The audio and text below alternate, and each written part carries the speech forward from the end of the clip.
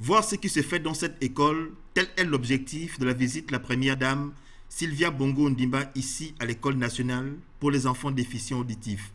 La structure est située dans le 6e arrondissement, plus précisément au quartier Nzanyon. Sylvia Bongo Ondimba, très proche des personnes fragilisées, avait à ses côtés les stars du football portugais et le numéro 10 de notre équipe nationale, Daniel Cousin. C'est un sentiment de grande satisfaction. Avoir la visite de la première dame du Gabon, c'est vraiment une grande chose.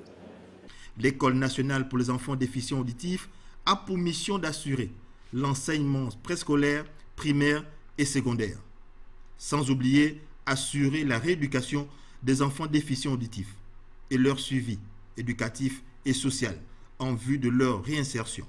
Cependant, la structure est confrontée à plusieurs difficultés. Parmi ces difficultés, le manque d'enseignants spécialisés.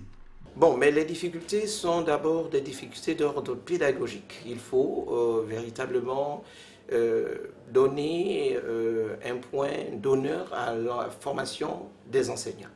Et c'est ce qui n'est, ça représente vraiment une grosse difficulté parce que nos enseignants, le corps d'enseignants est déjà vieillissant, la moyenne d'âge est de 47 ans.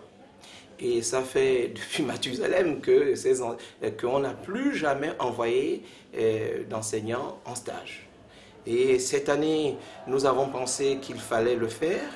Et donc, avec le soutien de Madame le ministre des Affaires sociales, nous avons pu obtenir sur 20 dossiers que nous avons présentés, et y compris que nous avons voulu et nous voulons ouvrir cette formation aux jeunes étudiants de l'université qui s'intéressent au domaine dans lequel nous sommes, de leur donner aussi une chance de devenir des enseignants spécialisés dans la prise en charge des enfants déficients auditifs.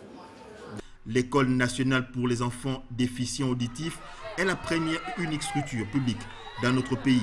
Elle a pour objectif de scolariser tous les enfants déficients auditifs âgés de 3 à 21 ans, développer leurs capacités intellectuelles, leur autonomie et favoriser, mieux contribuer à leur insertion.